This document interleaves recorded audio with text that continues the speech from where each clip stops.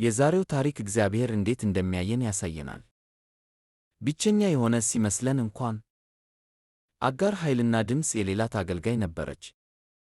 በደል ደርሶባት እና ያለመፈለግ ስሜት ይሰማት ነበር። አንድ ቀን ሶራም ባሰቃየቻት ጊዜ አጋር ኮበለለች። ብቻዋን ነበረች። ደክማ ነበር። የመረሳትና ያለመፈለግ ስሜት ተሰማት።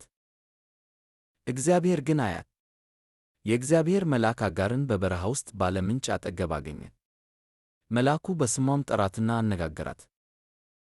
እግዚአብሔር ስቃይዋን ያውቅ ነበርና እግዚአብሔር ፍርሃቷን ያውቅ ነበርና መልአኩ እግዚአብሔር መከራሽን ሰምቷል አላት።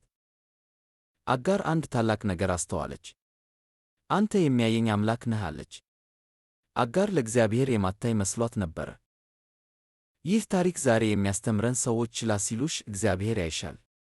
ብቸኝነት ሲሰማሽ እግዚአብሔር ቅርብ ነው። የተረሳሽ ሲመስልሽ እግዚአብሔር ስምሽን ያውቃል። አሁን የማታይ ሊመስልሽ ይችላል። ነገር ግን እግዚአብሔር ያይሻል፣ ስለ አንቺም ግድ ይለዋል።